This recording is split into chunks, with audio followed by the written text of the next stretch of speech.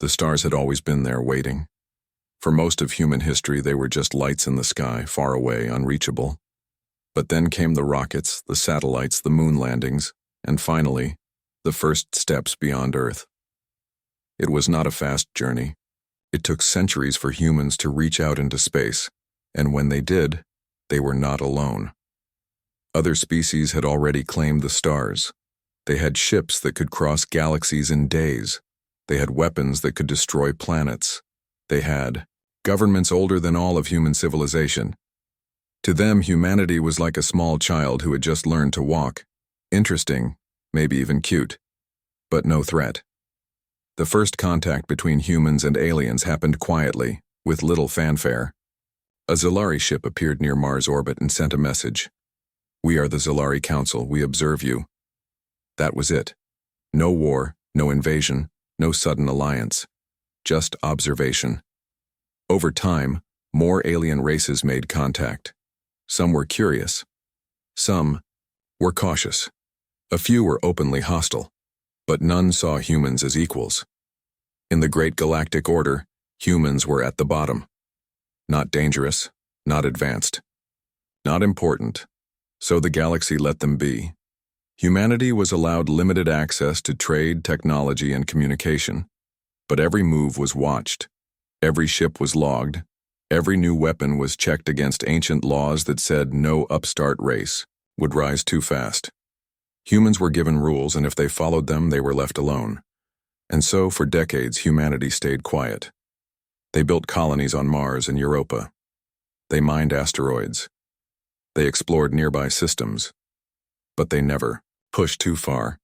Their ships were slower than alien vessels, their weapons were weaker, their fleets were small. To the galaxy, they were predictable. But what the galaxy didn't know was that beneath this calm surface, something else was happening. In secret, deep within underground labs and hidden research stations, a different kind of progress was being made. Not the kind that showed up in official reports or diplomatic meetings, but the kind that changed everything. It started with a man named Daniel Hayes. He wasn't famous. He didn't have millions of followers. He wasn't the head of any government agency. He was just a scientist, a physicist who worked in a lab buried under the Nevada desert. Officially, he studied energy sources. Unofficially, he was trying to build something the galaxy had never seen. A fusion core powered by stolen alien tech. Years ago, a human scout ship had found wreckage from a Zilari warship floating in deep space. Most of it was destroyed, but one piece survived. The power core. It was unlike anything humans had ever built. It pulsed with energy, self-sustaining, nearly limitless in output. Instead of reporting it, the military had taken it. Instead of destroying it, they studied it. And Daniel Hayes was one of the few scientists trusted enough to work on it. He spent 10 years trying to understand it. 10 years learning how it worked, how to copy it, how to make it better. And slowly, piece by piece, he succeeded. At the same time, another part of the plan was taking shape. On the other side of the world, in a secure facility in Alaska, a woman named Lisa Monrose was training soldiers. Not regular soldiers, special forces. People who could fight in zero gravity, who could infiltrate alien ships, who could survive where no one else could. She had once flown fighter jets in the Navy. Then she joined a Black Ops unit. Now, she led a team that didn't exist on paper. A ghost force trained for missions that no one could talk about. Her team was called Echo Unit.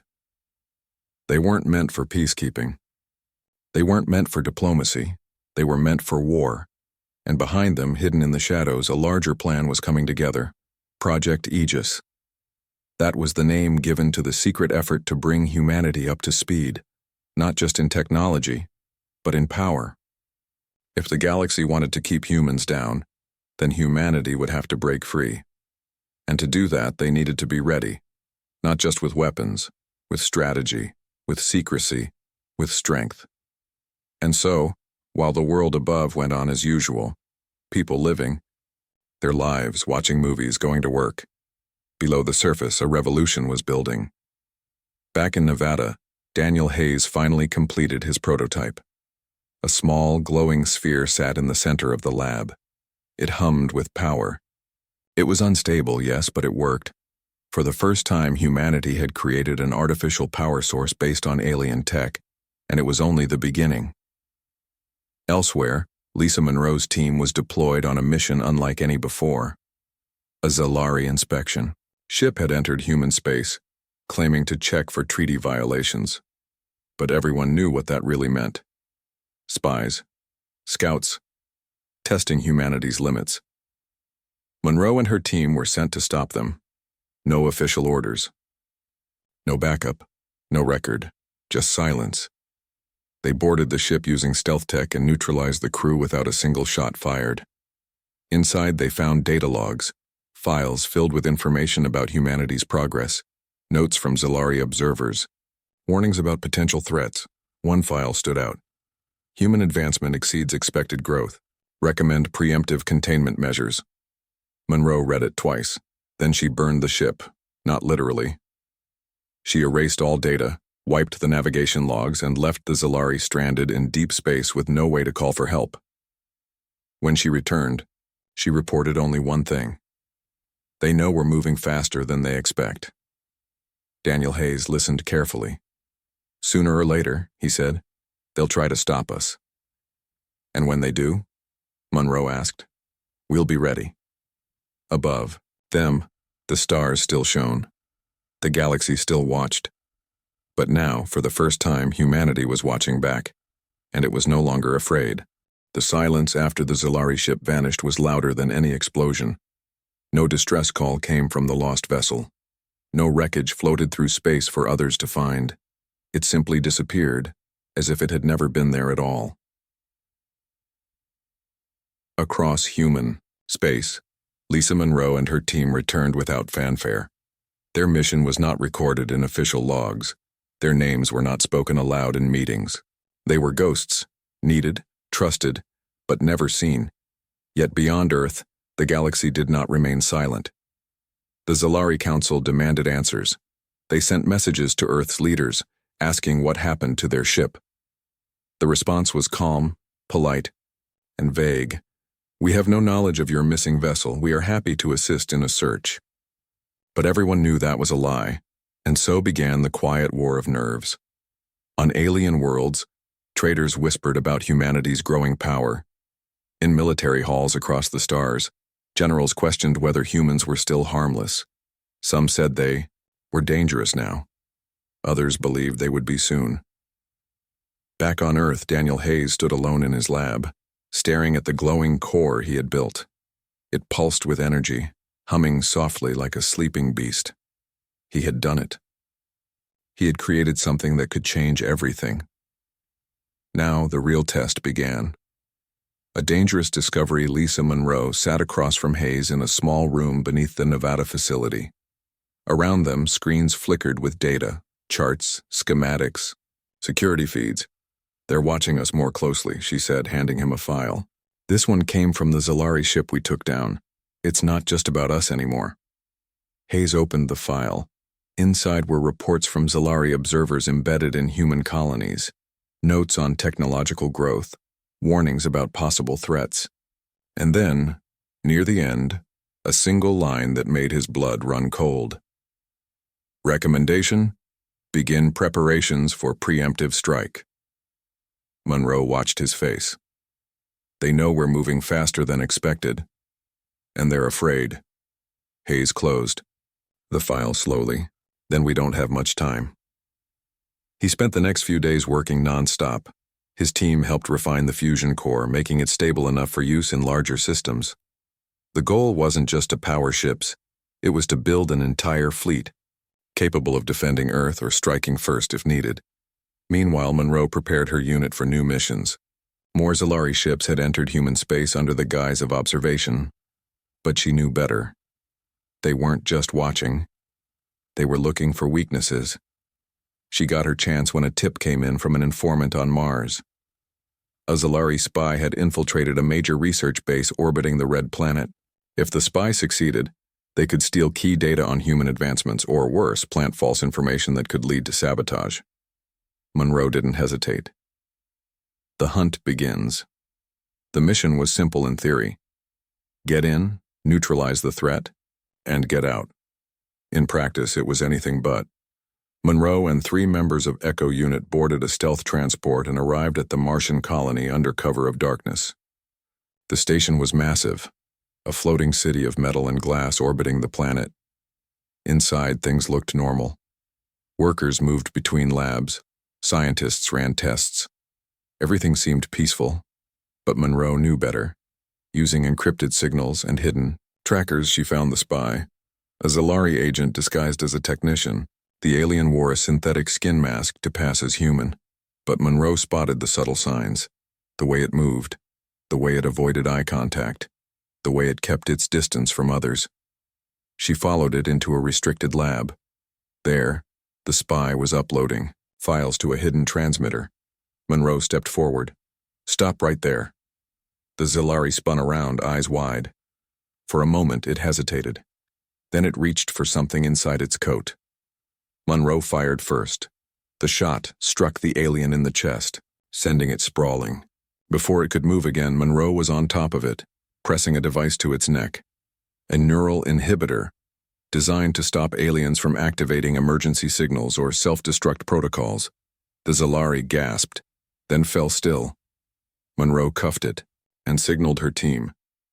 Within minutes, the spy was secured and the stolen data was recovered. But when Monroe accessed the files, what she found chilled her even more than before. It wasn't just information about human tech. It was a full report on the Zalari's internal strategy regarding Earth. Plans for containment, plans for suppression, and most disturbingly, plans for elimination. If the Zalari decided that humanity could not be controlled, they would erase it before it became a threat. Monroe read the final line again and again, unable to look away. Humanity must be stopped before it rises. A race against time back on Earth. Monroe delivered the report to Hayes. "This changes everything," he said, scanning the pages. "They're not just watching us. They're preparing to act." Hayes called an emergency meeting with the rest of Project Aegis. The group gathered in a secure underground chamber beneath the Alaskan facility. Around the table sat the minds behind humanity's rise. Engineers, scientists, military leaders, and diplomats who understood that peace alone would not protect Earth. "We need to accelerate our timeline," Hayes said. "If the Zalari are planning a strike, we can't afford to wait." One of the senior officers, General Carl Richards, leaned forward. "How far along are we?" Hayes hesitated. "We have the core working. We've built 2 prototype ships. We're testing AI coordination, but we're not ready for open war." Monroe crossed her arms. "We might not have a choice." Richards nodded slowly. "Then we make sure they never see it coming." Beyond the hidden fleet. While the world above continued life as usual, the real battle was being fought in secret. Hayes and his team worked day and night to improve the fusion cores. They tested them in simulated environments, pushing them to their limits. At the same time, Monroe led a series of covert operations to eliminate other potential threats. She and her team intercepted more spies, destroyed listening posts, and sabotaged alien surveillance drones before they could send reports back to their homeworlds. Meanwhile, in deep space, construction of the hidden fleet continued. Far beyond, the orbit of Neptune, a massive industrial complex floated in the dark. Shielded by cloaking fields and powered by stolen alien tech, it was invisible to enemy sensors. Here, the future of human warfare was being built. Ships unlike anything the galaxy had ever seen, fast, agile, armed with weapons developed from reverse-engineered alien designs. Each one carried a fusion core giving them limitless energy. Each one was guided by artificial intelligence capable of thinking faster than any pilot, and each one was built for one purpose: survival. A betrayal in the shadows. Just as progress seemed unstoppable, disaster struck. Hayes was returning to his lab late one night when he noticed something off. The lights were dimmer than usual. The usual hum of machines was gone. He stepped inside cautiously. The place was empty. Too empty. Then he saw it. His workbench was cleared. Files were missing. The prototype core was gone. Panic surged through him. He ran to the security terminal and pulled up the logs. Someone had accessed the system, someone with high-level clearance. And then he saw the name. Dr. Alan Briggs, a fellow scientist, a man Hayes had trusted. Briggs had been part of Project Aegis since the beginning. He had access to every file, every lab, every piece of classified data, and now, he was gone. Hayes didn't waste time. He contacted Monroe immediately. "He's gone. Rogue," he said. "He stole the core." Monroe cursed under her breath. Where would he go? Hayes thought fast. There's another facility, one we keep off the books. If he wants to sell this tech, that's where he'll go. Monroe didn't hesitate. She assembled her team and launched a pursuit. The final chase, the hidden facility, was located in the mountains of South America, buried beneath layers of rock and secrecy. Monroe and her team arrived just as Briggs was stepping into a waiting transport. She raised her weapon. "Freeze!" Briggs turned slowly. His face was pale, his hands trembling. "I had no choice," he said. "They offered me protection, safety." Monroe stepped closer. "Who?" "The Oversight Committee," he whispered. "They know what we're doing. They want it stopped." Hayes arrived moments later. When he saw Briggs, his face hardened. "You sold us out," he said. Briggs looked away. "I saved us." Monroe grabbed him and cuffed him. "You almost doomed us." The stolen core was recovered. The files were restored. But the damage had been done. Project Aegis had been compromised, and now someone else knew how close humanity was to rising. The storm gathers as the sun rose over Earth. The galaxy remained unaware of what had nearly happened. But Hayes and Monroe knew the truth. The Zalari were watching. The Oversight Committee was interfering, and time was running out. They couldn't afford to hide forever. Soon, the galaxy would learn the truth. Humanity was no longer in the shadows. It was ready to rise. The Zalari Council sent a message that was short, clear, and cold. "Humanity has broken the rules. You will answer for this." It wasn't just a warning. It was an ultimatum. Across human space, tension rose like smoke before a fire. Ships from the Zalari fleet began to gather near Earth's orbit. They didn't attack, not yet, but they hovered there like dark clouds, waiting, watching. Earth's leaders met behind closed doors. The United Nations Space Command, UNSC, held emergency sessions. Scientists and military planners worked around the clock. Everyone knew what was coming, and everyone knew that humanity had only one chance: to fight back. A new weapon rises. Daniel Hayes stood in the control room of the hidden facility beyond Neptune. Around him, engineers moved quickly between glowing consoles. Above them, on massive screens, live feeds showed the construction bays, rows of ships unlike anything ever built by human hands. These were not the slow, outdated vessels once used for exploration or trade. These were weapons, designed for war, built in secret, powered by fusion cores that gave them limitless energy. Hayes looked at the final test results from the prototype ship, the Aegis Prime. It had passed every trial: speed, armor, weapons, AI coordination, all perfect. He turned to his assistant, Mira Caldwell. "We're ready," he said. She nodded, but her face was serious. "Then we'd better move fast. The Zalari aren't going to wait forever." Hayes left the control room and headed to a secure communications terminal. He opened a channel to Earth. On the other end sat General Carl Richards and Captain Lisa Monroe. Both looked tired but focused. "The ships are ready," Hayes told them. "We can deploy now." Richards leaned forward.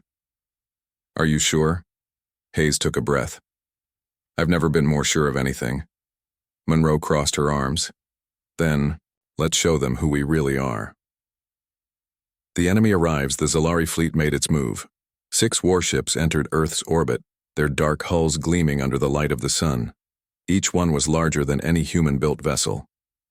Their weapons were known across the galaxy, capable of reducing planets to ash with a single strike. They broadcasted a final message. Surrender all unauthorized technology, disarm your fleets, submit to inspection, or face consequences. No, one responded. Instead, the humans waited. Hidden in cloaked orbits above Earth, the new UNSC fleet stood ready. Ships powered by alien tech, guided by artificial intelligence and commanded by human minds trained for war. Among them was the Aegis Prime, Hayes's masterpiece. And leading the charge was Captain Lisa Monroe. She stood on the bridge of the command ship, Vanguard 1, watching the enemy closely. Her crew was silent, waiting for orders. She turned to her XO. "Time to make history," she said. The first strike. The battle began without warning, without diplomacy, without hesitation. As the Zalari warships prepared to land boarding teams, the hidden UNSC fleet dropped out of cloak. Dozens of human ships appeared as if from nowhere, surrounding the Zalari in a deadly formation. The first shot came from the Aegis Prime. A beam of pure energy cut through space, striking the lead Zalari cruiser square in the engine. The explosion lit up the sky like a star being born. Chaos followed. Zalari ships scrambled into defensive positions, but it was too late. Human ships moved with terrifying speed, striking hard and vanishing before counterattacks could land. Missiles streaked through space, guided by AI targeting systems that adapted in real time. Lasers carved through armor like paper. EMP bursts disabled shields, leaving enemy ships vulnerable. The battle was over in minutes. 5 of the 6 Zalari warships were destroyed. The last one, badly damaged, surrendered. Captured enemy. The surviving Zalari officer was taken aboard the Vanguard 1. His name was Commander Varric Tazal, a high-ranking member of the Zalari fleet. He was wounded, bruised, and clearly shocked by what had just happened. Lisa Monroe stood over him in the interrogation room, arms crossed. "You expected us to beg," she said. Varric coughed, blood dripping from his lip. "You were supposed to be weak." Monroe smiled slightly. That was the plan. Behind her, Daniel Hayes stepped forward.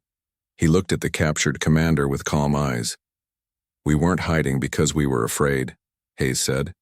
"We were hiding because we were preparing." Varric stared at him. "You think you've won?" Hayes shook his head. This was just the beginning. The Galaxy Reacts news spread faster than light. Across the stars, alien governments watched in horror as reports came in. Earth had struck first. Humans had defeated a Zalari fleet. And worse, they had done it with weapons no one had seen. Before panic set in, refugees fled human-controlled systems. Trade routes were cut off. Alliances shifted overnight. Some species called for war. Others called for peace. Most just watched, trying to understand what had just changed. For centuries, the galaxy had seen humans as small, harmless, predictable. Now they were something else entirely, a threat, a power, a force that could no longer be ignored.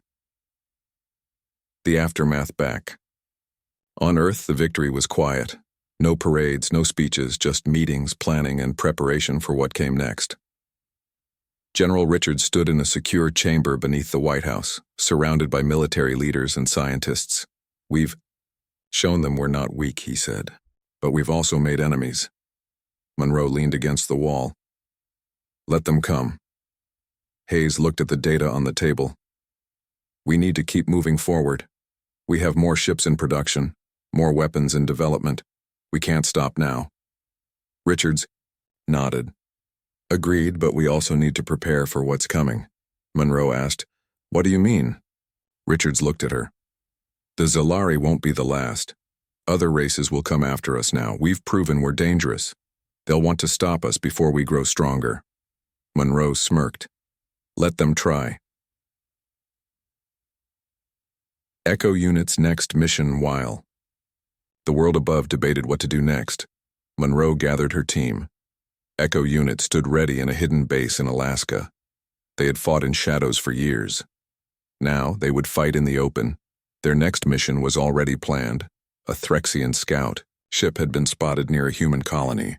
The Threxians were known for brutality, for conquest, for wiping out entire civilizations. If they were watching Earth, it meant they saw humans as a target. Monroe handed each of her soldiers a mission file. "They're testing us," she said. "We test them back." One of her men grinned.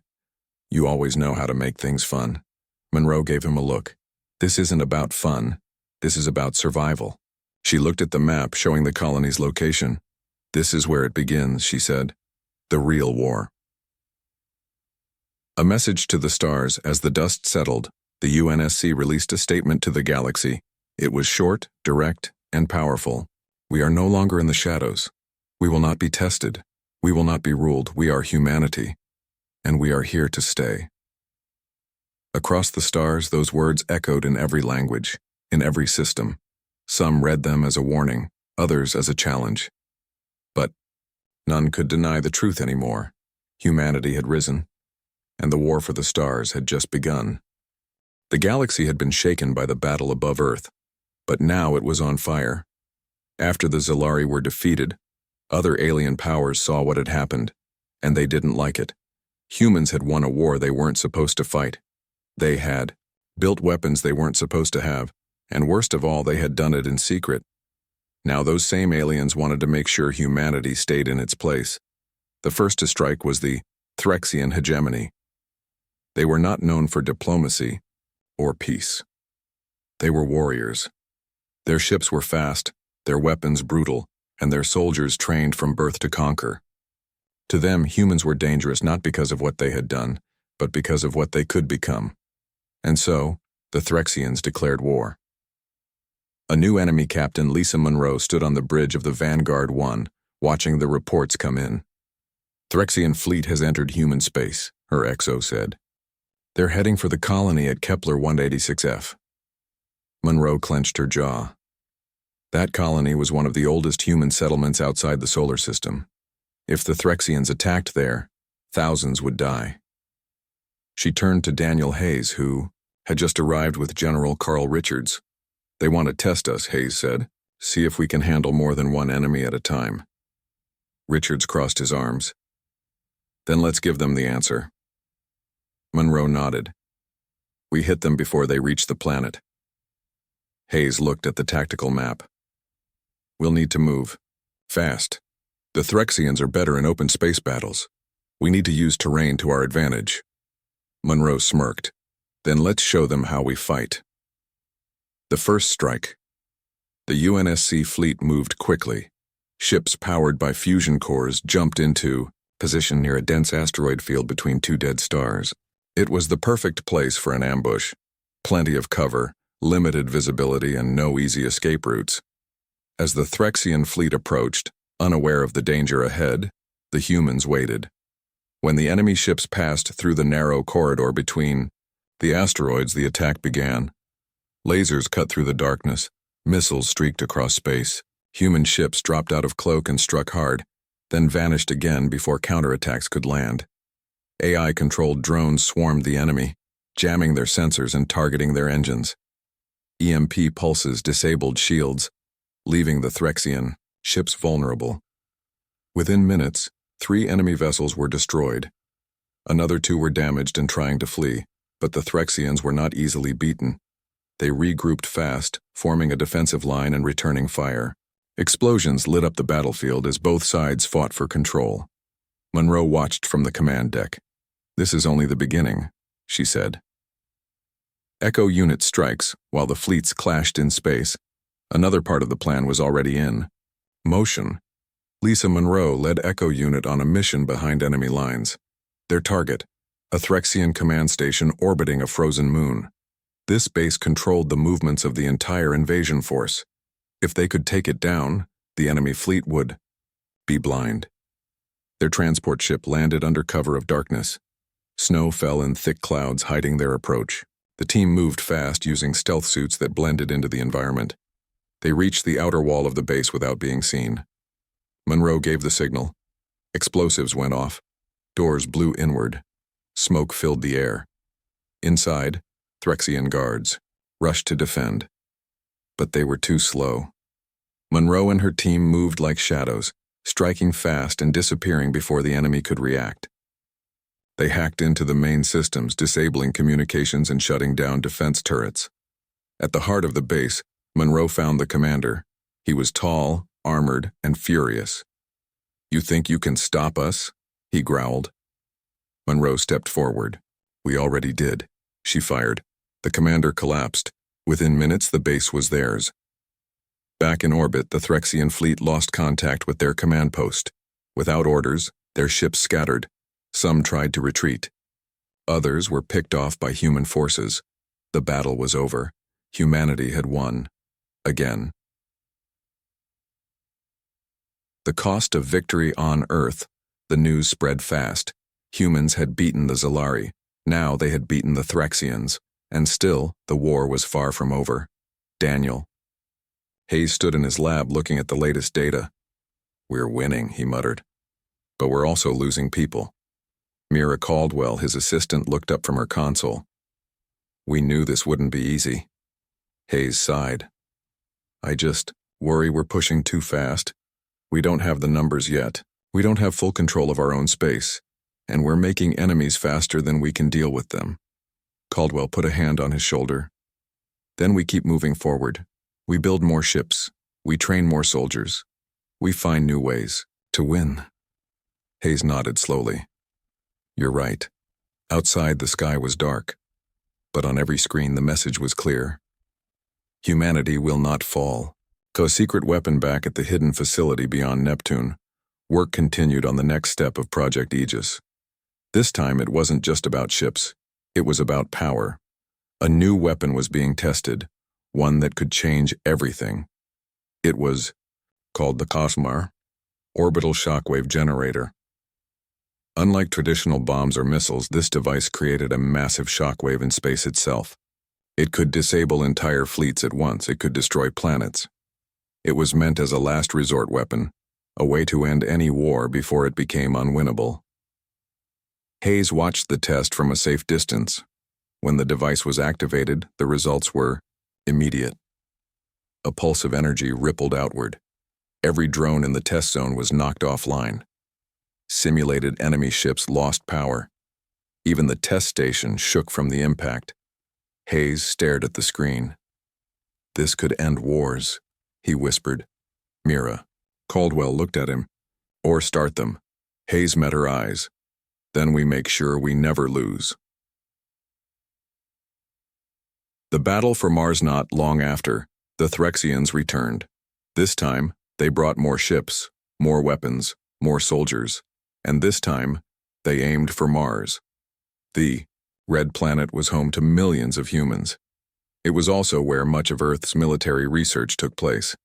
If the Threxians could take it, they would cripple humanity's ability to fight back. Monroe was already on the surface when the attack began. She watched from the top of a command tower as Threxian dropships descended through the atmosphere. Smoke filled the sky. Alarms blared. People ran for shelter. She grabbed her radio. "All units prepare for ground assault. We hold this world or we lose everything." The battle was brutal. Threxian troops stormed the city, using heavy armor and brute strength. Human soldiers fought, back with everything they had. Neural-linked armor, smart weapons, AI-assisted tactics. Monroe led from the front. She moved through the battlefield like a ghost, taking out enemy commanders, destroying key targets, turning the tide wherever she went. By the end of the day, the Threxians had been pushed back. But not without cost. Hundreds of humans had died. Entire districts were in ruins, and the Threxians were not gone. They were just waiting. Monroe stood on the edge of a broken building, looking out over the battlefield. "This isn't over," she said. Behind her, Hayes's voice came through. Her earpiece, "No," he agreed. "But we're still standing." There was a message to the galaxy in the days that followed. The UNSC released a new message to the galaxy. It was short. It was simple. But it carried the weight of everything humanity had done. "We are not here to ask for permission. We are not here to beg for peace. We are here to survive. And we will do whatever it takes." Across the stars, alien governments read the words and understood the truth.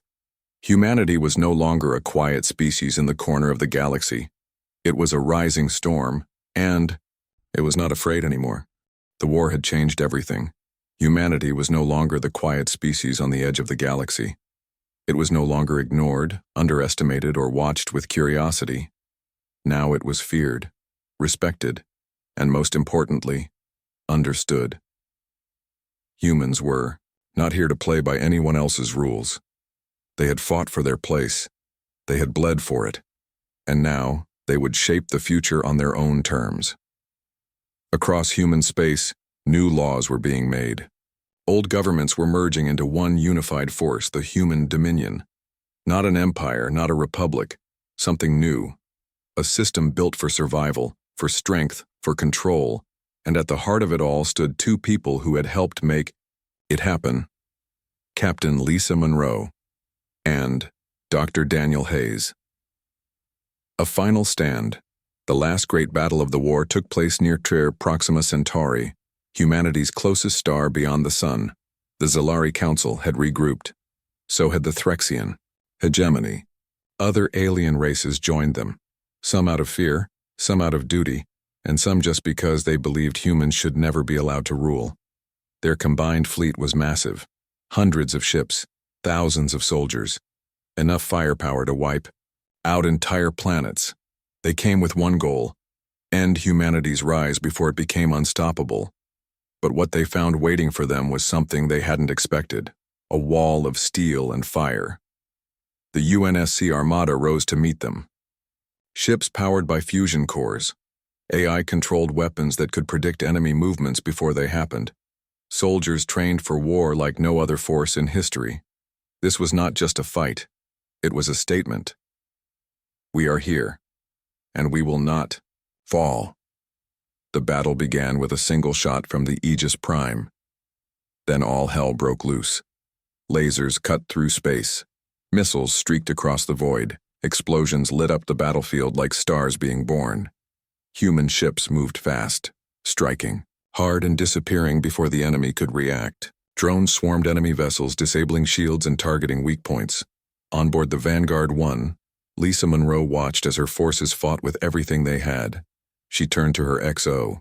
"They're not ready for this," she said. "They still think we're the same humans they met years ago." Her XO nodded.